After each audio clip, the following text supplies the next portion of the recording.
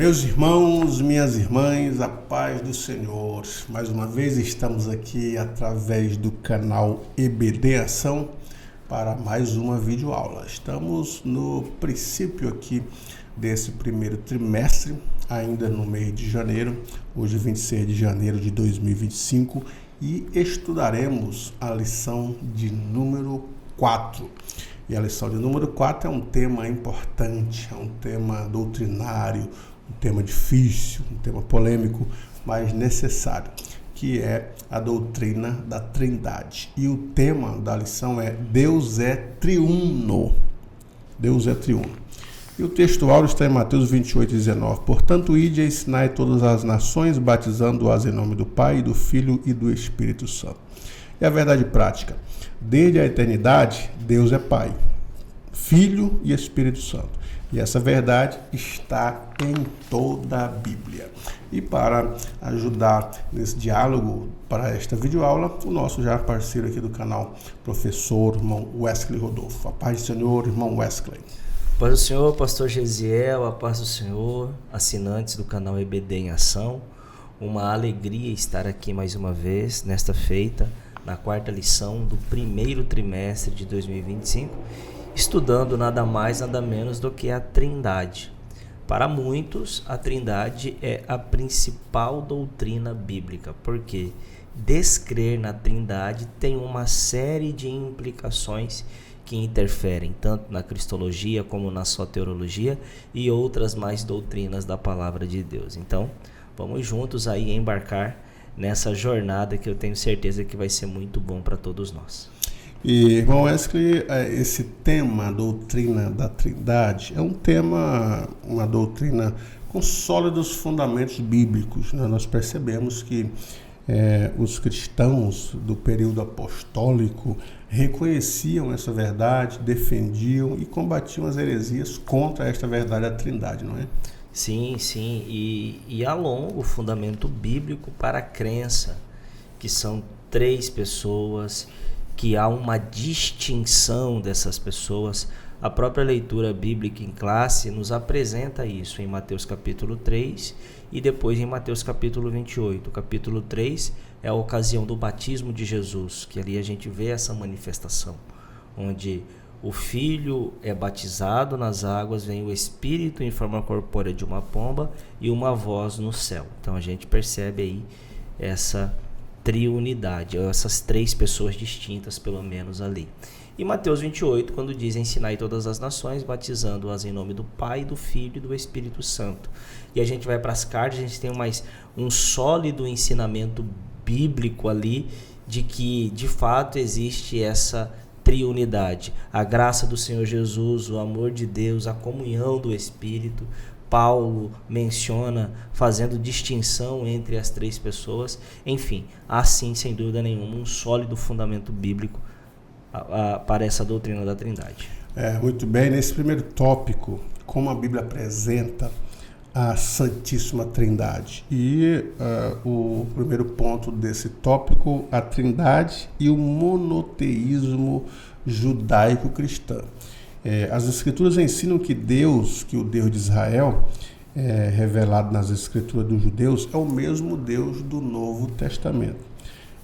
Agora, como é destacado aqui pelo comentarista, cada uma dessas três pessoas é chamada Deus, como o professor Wesley já falou aqui na sua fala, dizendo assim que há um só Deus, mas três pessoas, os que são...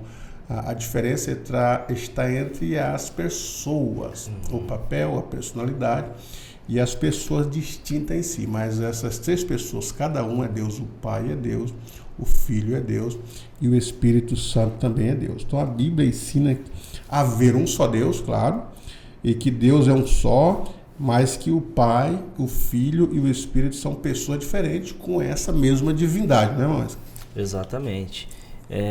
E aqui a gente tem, por exemplo, o primeiro tópico, como a Bíblia apresenta a Santíssima Trindade, e o pastor Ezequiel Soares começa mencionando o monoteísmo judaico. E esse monoteísmo judaico aponta para um único Deus. Deus é um só, mas que subsiste em três pessoas. A gente já detalha isso mais um pouco ali à frente. Mas por que é importante fazer essa observação? Que o Deus do Antigo Testamento é o mesmo Deus do Novo Testamento. Porque tanto no Antigo quanto no Novo Testamento nós temos essa ideia de que Deus é um só. Por exemplo, o livro, a carta de Tiago diz: todos sabemos que Deus é um. Até o demônio crê e estremece, diz o próprio Tiago, apontando para essa realidade de um único Deus. Então, o monoteísmo do judaísmo também é o monoteísmo do cristianismo. O Deus do Antigo Testamento é o mesmo Deus do Novo Testamento, mas que subsiste, como o pastor Gesiel disse, em três pessoas que são distintas. Então isso é importante. Monoteísmo é a crença em um só Deus. Politeísmo é a crença em vários deuses. De dois em diante já é politeísmo, mas a crença é em um só Deus. Os judeus, o judaísmo que o Moesque está citando aqui, eles aprenderam a adorar somente a Deus. Por quê? Porque sofreram muito, principalmente no período dos juízes, quando queriam adorar outros deuses.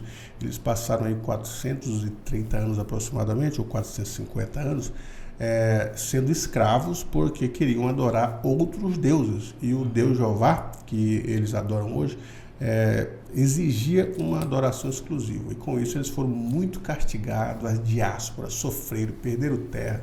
Então aprenderam a adorar a um só Deus. Por isso que tiveram dificuldade quando Jesus se materializou dizendo que era Deus. Tiveram dificuldade. Mas porque não compreenderam as Escrituras, não se atentaram para as profecias e porque direcionaram essas profecias para o Messias que viria não libertar da escravidão, como a Bíblia dizia, mas libertar do jugo de Roma. Aí erraram. Mas o monoteísmo judaico ele não contradiz o monoteísmo ou a trindade cristã. Por quê? Porque também acreditamos em um só Deus. É como se você tivesse uma junta de médico. Uma junta de médicos são vários médicos, mas é uma junta só, mas vários médicos. E você é exclusivo dela, você só vai consultar com essa junta de médicos, que são vários médicos. Então, há um só Deus, mas dentro desta divindade há três pessoas, o Pai, o Filho e o Espírito. Então é o que a lição diz aqui no segundo ponto, né? No ponto B do primeiro tópico. Cada uma das três pessoas é cada Senhor. Isso também ocorre com o tetragrama. As quatro consoantes do nome divino YHWH, que depois originou-se o nome Jeová, que nós entendemos como Senhor, aplica-se ao Senhor, ela dita ao Pai, que o Pai é Senhor, as referências estão aí em Salmos, ao Filho, que o Filho é Senhor, em Isaías, e que o Espírito Santo também é Senhor, em Ezequiel. Então vocês observem que o tetragrama, a palavra Jeová, ela é direcionada, ou Yahvé, ela é direcionada ao Pai, ao Filho e ao Espírito, nas três pessoas, mas um só Deus. Então, no entanto, aplica-se à trindade, às três pessoas, que é um só Deus, nessa trindade. Muito bem. E aqui no ponto C, o Ezequiel Soares vai dizer que o monoteísmo bíblico não contradiz a trindade, né? Inclusive ele cita o Chamá, né? Que é Deuteronômio capítulo 6, verso 4. Ouve, ó Israel, o Senhor nosso Deus é o único Senhor. É o único Senhor, mas que subsiste em três pessoas. Deus subsiste em três pessoas, de sorte que há uma distinção nas pessoas. Há uma distinção nas pessoas a ponto da gente entender que elas são distintas, mas que elas são um único Deus. E a palavra são aqui, ela fica até quase que inadequada, né? Mas é para que a gente possa distinguir as pessoas dentro da Santíssima Trindade, que não é três deuses, por assim dizer. O Gordon Clark, ele aponta dizendo que seria criminoso quase a gente considerar que existem três deuses por conta da Trindade. Não, é um único Deus, não é trieidade, não são três deuses, é um único Deus que subsiste em três pessoas. E aqui a gente tem uma diferença de subsistência, não de substância, a gente vai ver isso um pouco mais à frente, mas de subsistências. Eles existem, são pessoas distintas, mas um único Deus. A mesma substância, né? E o termo aqui que você usou, como o único Deus, é o mesmo termo usado para uma só carne, uma única carne. Quer dizer, o marido, quando casa, se tornarão uma única carne. É Shad, Deuteronômio. É uma só carne. Mas são duas pessoas, marido e mulher, em uma única carne. E é o mesmo termo usado para a Trindade. 3 pessoas, mas um só Deus. Então, há, nesse segundo ponto aqui, evidências no Antigo Testamento da Trindade. Essa doutrina está implícita desde o Antigo Testamento, pois há declarações que indicam claramente a pluralidade de Deus. Aliás, Elohim, quando aparece e disse Deus, a palavra que aparece ali em Deus é Elohim, ou no princípio criou Deus, Bereshit bara Elohim. Elohim é a pluralidade do nome Deus. Por isso ele diz lá, façamos o homem. Façamos é plural. Quem que ele estava se referindo? Eles dizem, a nossa imagem, Deus tem uma imagem, que é diferente da imagem das pessoas angelicais e que é diferente da imagem das pessoas humanas. Então, 3 classes de pessoas há na Bíblia. A classe das pessoas divinas, a classe das pessoas angelicais e a classe das pessoas humanas. A classe das pessoas divinas, os 3 são deuses, são onipotentes. Aliás, os 3 são Deus. É Deus. As 3 pessoas são oniscientes, onipotentes, onipresentes e eternas. Para fazer classe das pessoas divinas, para se tornar um Deus, tem que ter essas 4 características, esses atributos, que é a onisciência, a onipresença, a onipotência e eternidade. O diabo é divino? Não. Por quê? Porque ele foi criado, não está no eterno passado. Os anjos são divinos? Não. Porque não são, nem o diabo nem os anjos são onipresentes, nem onipotentes, nem são eternos, nem as pessoas humanas. Então aqui já no Antigo Testamento nós temos a prova da Trindade. Façamos o homem conforme a nossa imagem. Eis que o homem é como um de nós. Desçamos. E a pluralidade da Trindade, né? 3 pessoas e um só Deus. Isso, a pluralidade na unidade, né? Isso. E essa questão da criação do homem, a imagem de Deus, ela é muito significativa para o nosso tema, porque quando a gente pega Gênesis, por exemplo, e Deus criou o homem à sua imagem e semelhança, macho e fêmea os criou. Ou seja, ali há uma unidade entre o homem e a mulher, que agora a palavra homem ali refere-se à humanidade, né? E naquele caso ali, uma sociedade que estava existindo, que era apenas. Era uma unicidade. Ambos serão uma só carne. E aí a Bíblia diz que essa é a imagem de Deus. Macho e fêmea os criou. Apontando, nos remetendo a essa unidade de Deus. Então, existem evidências no Antigo Testamento ou desde o Antigo Testamento onde a palavra nos aponta para essa distinção das pessoas. A gente pode até citar o Salmo, né? Davi dizendo, disse o Senhor ao meu Senhor, tu és sacerdote eterno segundo a ordem de Melquisedeque. Quem sabe, Davi não tinha nem a dimensão do que ele estava dizendo ali, inspirado pelo Espírito Santo. Mas disse o Senhor ao meu Senhor. Ou seja, há uma distinção de Senhor, mas é um único Deus e, portanto, a distinção nas pessoas, mas Deus é um só. No Antigo Testamento, esse terceiro ponto aqui ainda do primeiro tópico, é a Trindade revelada no Novo Testamento. No Novo Testamento, está claro, os cristãos, eles, vamos dizer assim, sistematizaram a doutrina da Trindade. Está mais claro, os estudiosos, não os discípulos ou os apóstolos, mas já os pais da igreja, já com estudos adequados, começaram a sistematizar ou deixar mais claro a doutrina da Trindade. Até cunhar o termo, não existia a palavra Trindade, isso foi cunhada, né, por Tertuliano para mostrar essa verdade bíblica. Então, já no Novo Testamento, a Trindade é pregada pelos cristãos, dizendo é que Deus consiste em um só Deus que subsiste eternamente em três pessoas. Aí já aparece no primeiro século, segundo, até no terceiro século, estudando a substância, eles chamam isso, a substância divina. A substância do Pai é a mesma substância do Filho, que é a mesma do Espírito, mas com três pessoas diferentes. Há o estudo da substância divina. A Trindade em si mesma, ela tem a base bíblica. A gente vê a distribuição, por exemplo, dos dons espirituais, falando que o Pai é Deus, o Filho é Deus, o Espírito é Deus. Da bênção apostólica, a graça de nosso Senhor Jesus Cristo, o amor de Deus e a comunhão do Espírito Santo, mostrando ali a unidade, né, da Trindade. Na obra salvífica, o Pai projeta, o Filho salva, o Espírito então entra com a santificação, além de inúmeras passagens tripartidas que revelam a doutrina da Trindade, além dos credos, credo de Niceno, credo apostólico. O nosso credo, né? Credo apostólico, ele fala isso, três pessoas, o Pai, o Filho e o Espírito Santo, em uma só divindade, iguais em poder, iguais em glória, majestade, eternidade, da mesma substância, embora pessoas diferentes.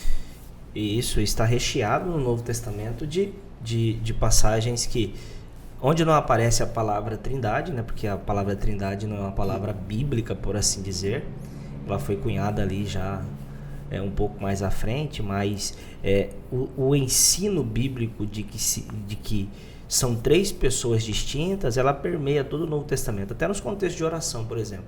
Pega a oração sacerdotal de Jesus. Jesus ora ao Pai dizendo: Pai, santifica-os na verdade, a tua palavra é a verdade. Ele está fazendo oração a alguém. E ele está fazendo oração ao Pai. Há uma distinção ali de pessoas. No batismo, como eu já citei, vem o Filho é batizado, o Espírito vem em forma corpórea, e aí há uma voz de Deus: este é o meu Filho amado, em quem me comprazo. O Senhor já citou aí os dons, quando eles são distribuídos à igreja, o Senhor é o mesmo, Deus é um só, o Espírito é o mesmo, diz Paulo. Então, apontando mais uma vez aí para essa trindade existente na palavra de Deus. Então, o fundamento da Trindade, ele é muito sólido nas Escrituras. É algo que que está ali implícito, explícito aos nossos olhos, para que a gente possa compreender que há de fato essa distinção. Muito bem. E agora, no segundo tópico da nossa lição, as heresias contra a doutrina da Trindade. Existiram muitas heresias, né, ao longo da história da igreja. São duas as principais heresias contra a doutrina da Trindade: o unicismo e o unitarismo. E ambas são contrárias à Bíblia, condenadas pela igreja antiga, rejeitada pelos pais da igreja, pelos principais ramos do cristianismo.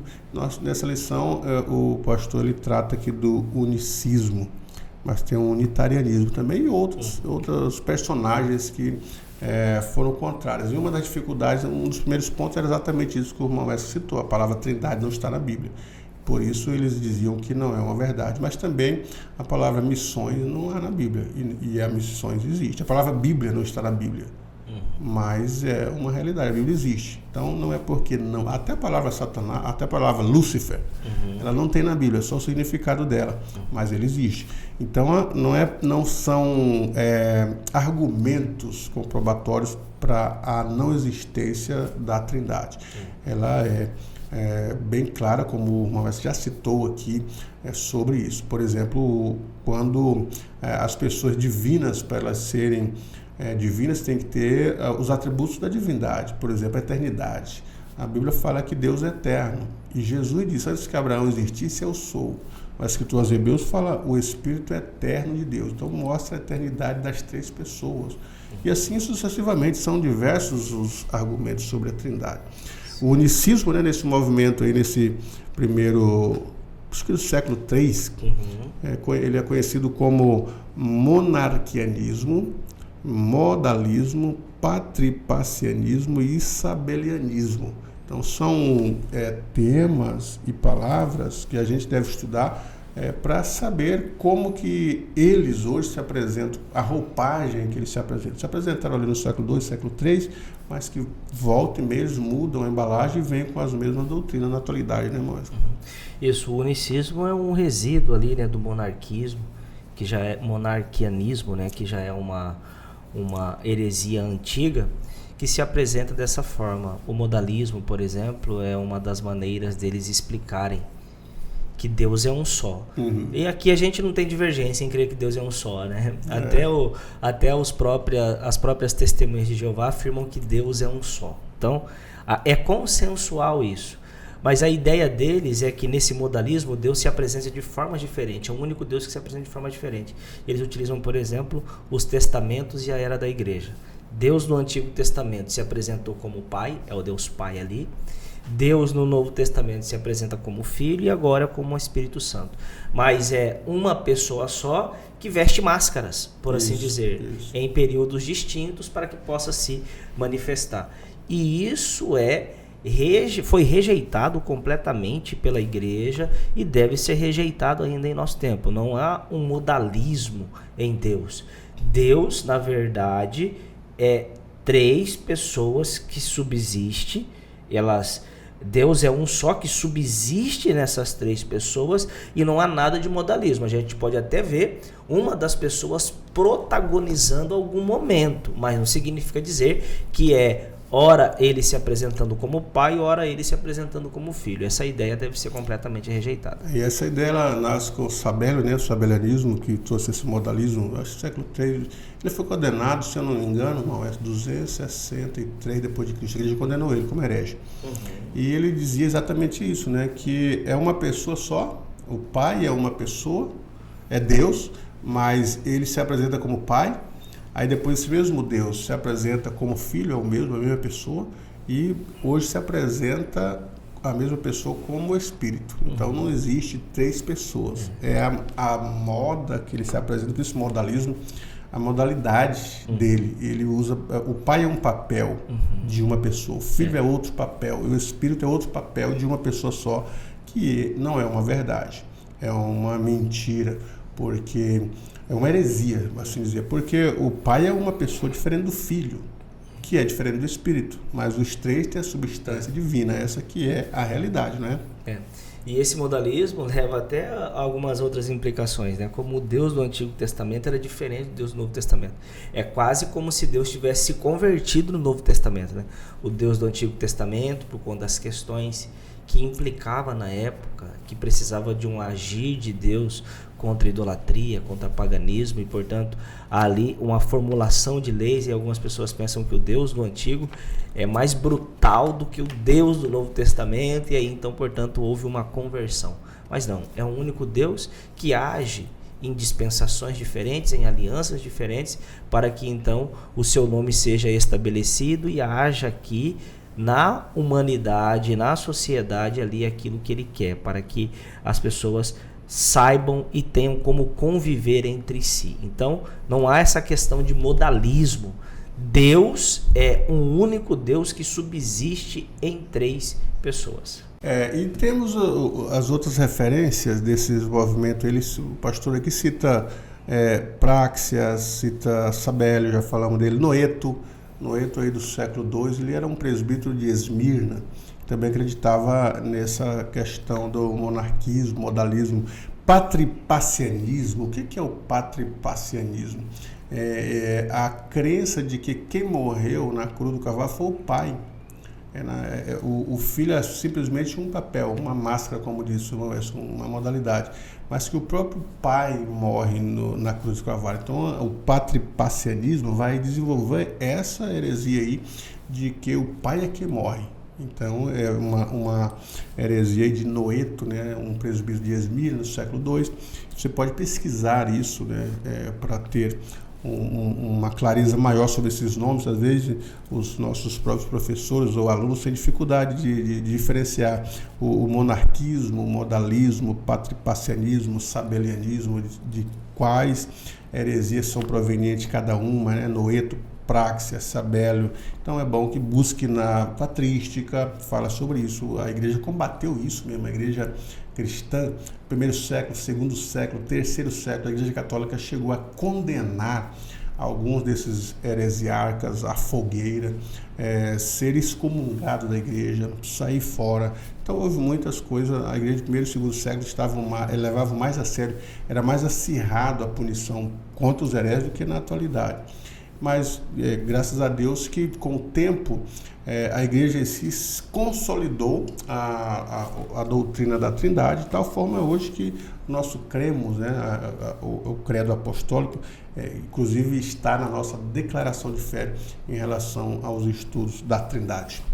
O modalismo se apega a textos tais como: eu e o Pai somos um, quem me vê a mim vê ao Pai, para dizer que ali é a mesma pessoa. Mas a gente sabe que ali Jesus está falando de uma representação divina aqui na Terra, para que as pessoas possam, por meio dele, conhecer mais a Deus. Então, se tem esses textos que apresentam e o Pai somos um, é para dizer que existe dentro da Trindade três pessoas que têm a mesma substância divina, por assim dizer. Mas não quer dizer que são uma pessoa só, ou que é uma única pessoa. Não, são três pessoas distintas e, como já dissemos aqui, a palavra de Deus está recheada aí de argumentações a favor disso. Inclusive, os unicistas, até no batismo, eles só batizam em nome de Jesus. Quando as pessoas são batizadas por igrejas unicistas, a gente batiza elas novamente, porque é inválido o batismo. Porque o batismo que os unicistas usam, eles usam a passagem que Jesus disse: batizar em meu nome. Mas ali a fórmula batismal está claro, em nome do Pai, do Filho e do Espírito Santo. Então os unicistas não batizam em nome do Pai, do Filho e do Espírito Santo. Eles não creem. Agora, já entrando aqui no segundo ponto aqui desse segundo tópico, a verdade bíblica. Quando as pessoas leem a Bíblia, vão buscar estudar sobre a Bíblia, fica mais evidente que o Pai é uma pessoa e o Filho é outra do que uma só. Por exemplo, você pega a oração de Jesus, quando ele ora ao Pai, ele está orando a si mesmo?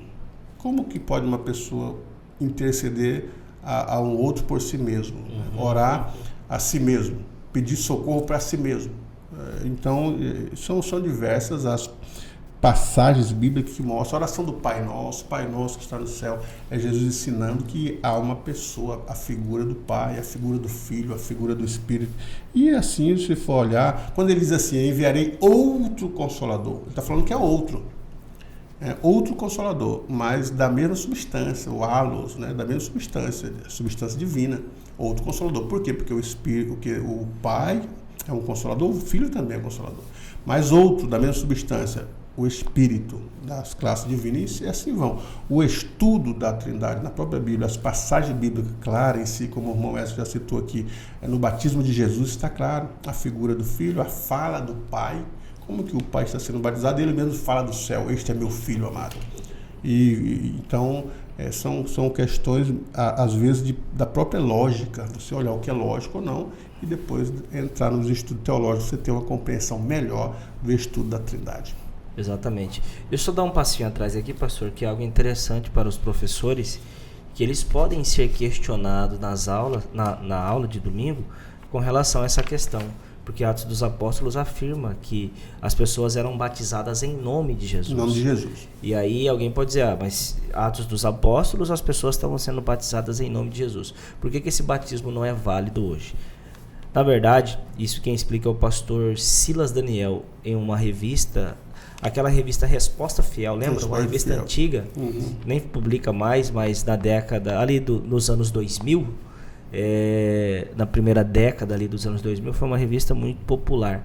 E eu tenho alguns exemplares dele. E nessa época eu comprei uma dessas revistas, onde o pastor Silas Daniel explicava isso com muita propriedade. Ele dizia assim, que na verdade, antigamente, principalmente nos tempos bíblicos, quando alguém de importância, uma sumidade, por exemplo, falava alguma coisa e aí aquilo ia ser reverberado, ia ser feito, as pessoas diziam que isso seria feito em nome de. Mas em nome de não significa dizer que a execução era só em nome dessa pessoa, mas era conforme ela havia ensinado e falado.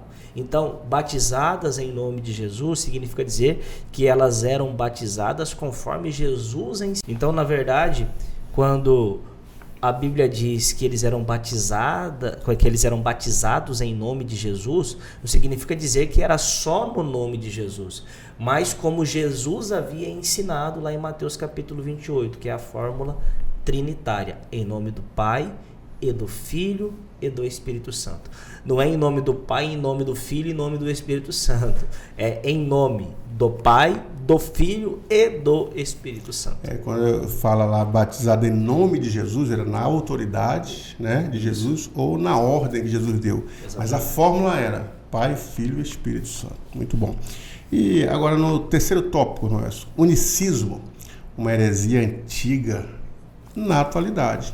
Então aqui já entra sobre o unicismo. Na atualidade, o problema da atualidade, existem alguns movimentos evangélicos pentecostais que são unicistas, que ensinam a respeito de um Deus diferente. Que o unicismo é exatamente isso, uma doutrina antiga que hoje pregada ensina que há um só Deus, mas que esse Deus se apresenta de 3 formas diferentes, usa máscara, é como se fosse um ator, né?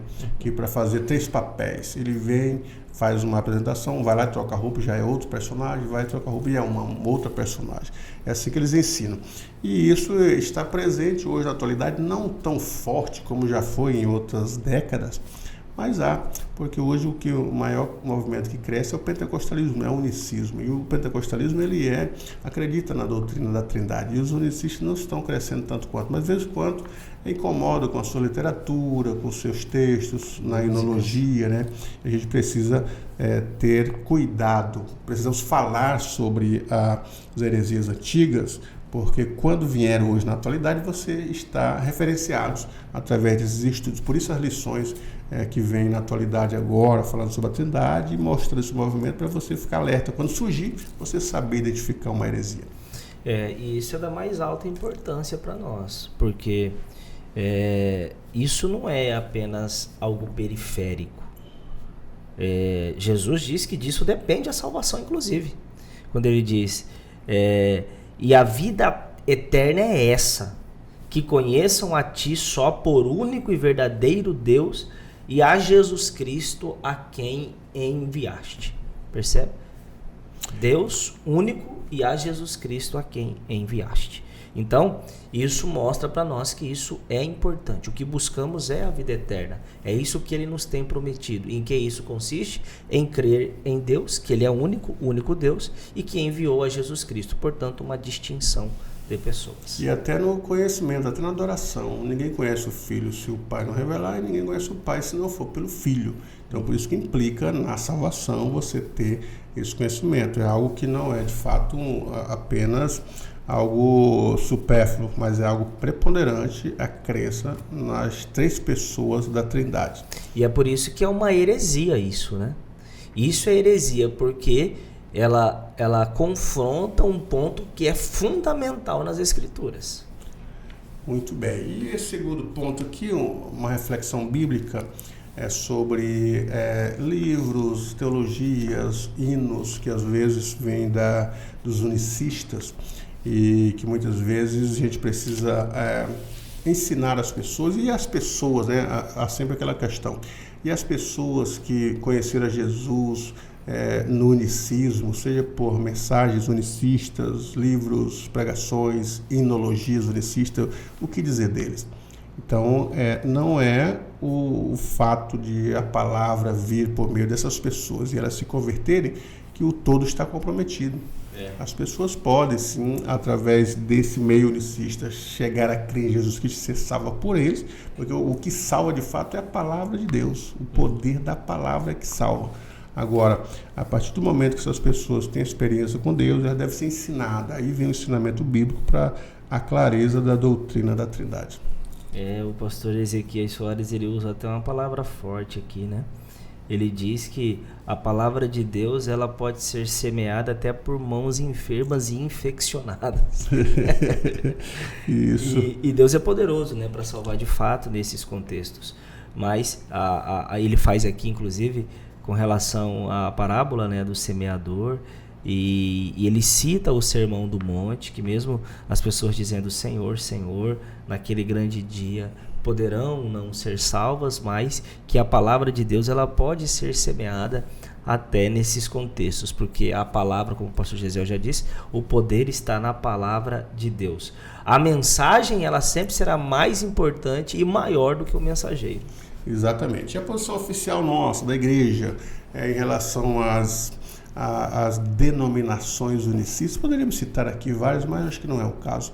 O mais importante é você se posicionar e saber a trindade, o unicismo, do que citar nomes de denominações para denegrir, porque a intenção não é denegrir as denominações ou que os cristãos se tornem díspares dos nossos irmãos. Não, nós amamos os nossos irmãos, agora discordamos deles nas suas doutrinas. Então a ideia não é fazer uma inimizade contra eles, mas simplesmente se posicionar em relação a isso. Nós devemos destacar que não somos contra os unicistas, mas contra o unicismo, a doutrina desviante. Devemos manter contato, respeito em nossos dias com essas pessoas, embora discordando de suas crenças, né? Discordando com mansidão, com análise bíblica e mantendo a comunhão, não é mais?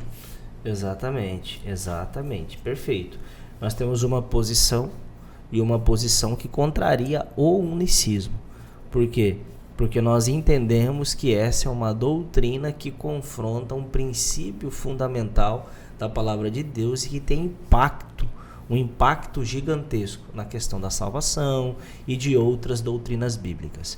Então, é importante a gente conhecer a verdade. A verdade é uma só. Deus é triuno. Tudo que destoar disso não é a verdade do Evangelho, portanto. E a nossa ideia aqui é transmitir isso. A verdade do Evangelho, que apresenta desde o Antigo Testamento essa triunidade de Deus. O que é importante a gente entender, então, a partir dessa lição? Primeiro, que Deus é um só, é um único Deus, que subsiste em três pessoas e que essas três pessoas são distintas. Não é a mesma pessoa, são três pessoas, mas um único Deus. E é importante dizer que essas três pessoas são ou têm a mesma substância e, portanto, é Deus verdadeiro cada uma dessas pessoas da Santíssima Trindade. Não são deuses, é Deus verdadeiro cada uma dessas três pessoas que subsiste em três, mas é uma só. E já chegando para a nossa conclusão, quero fazer a leitura da conclusão. A introdução do credo de Atanásio resume a doutrina da Trindade. Todo aquele que quer ser salvo, antes de tudo, deve professar a fé cristã, a qual é preciso que cada um guarde perfeitamente e inviolada, ou terá com certeza de perecer para sempre. A fé cristã é esta: que adoremos um Deus em trindade e trindade em unidade. Não confundimos as pessoas, nem separamos as substâncias. O problema é que os unicistas separam a substância e os unicistas confundem as pessoas e assim creem num Deus distinto do que é apresentado pela Bíblia. Então, as três pessoas têm a mesma substância. Não é uma só pessoa, mas três pessoas com a mesma substância. As três pessoas da Trindade, o Pai, o Filho e o Espírito, têm os atributos divinos, são pessoas divinas e com a mesma substância, a substância da divindade. Ficamos por aqui com a nossa lição de hoje, uma lição muito importante, e queremos ouvir as considerações do professor irmão Wesley Rodolfo. Muito bem, uma lição que carece de uma atenção maior do nosso professor, sem dúvida nenhuma, por se tratar aqui de um termo muito teológico. A Trindade, ela não é nada fácil de explicar. Na verdade, é quase que impossível explicar a Trindade.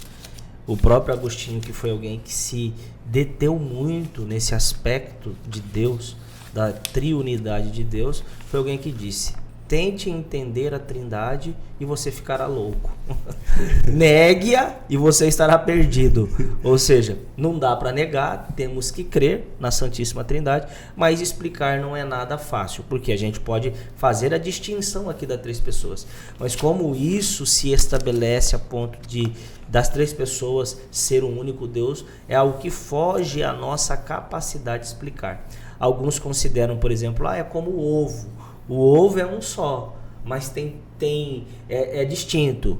Casca, clara e gema. Substâncias diferentes. Mas são substâncias diferentes, que já não explica a Trindade. Porque a Trindade é a mesma substância, por assim dizer. Então, não existe nada com que a gente possa comparar aqui na Terra.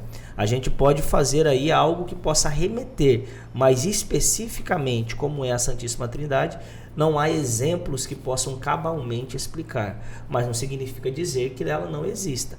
Existe e está muito claro nas Escrituras. Apenas precisamos então aí fazer com que isso seja claro para os nossos alunos, a fim de que eles saibam se posicionar com relação ao erro. Isso, como disse, tem interferência sim na questão de como cremos e como conceituamos Deus, e por isso é importante nós aprendermos sobre esse assunto. E as próximas lições vai pegar a pessoa do Filho Jesus Cristo e provar biblicamente que o Filho é Deus, que o Filho é igual a Deus, tem a mesma substância de Deus. As duas próximas lições concentradas na pessoa do Filho como Deus. E nós ficamos por aqui. Irmão Wesley, para os que não são inscritos no nosso canal EBD Ação e estão assistindo essa videoaula, o que você recomenda para eles? Tá perdendo tempo, hein, meu irmão? Assim, inscreva-se no canal, ative o sininho para que você seja notificado todas as vezes que a aula ali for postada no YouTube. O senhor está postando geralmente qual dia? É na quarta-feira à tarde. Na quarta-feira à tarde, então você já pode ali para acompanhar os seus estudos, de repente você consiga encontrar algo aqui que possa clarear melhor para que você pesquise melhor.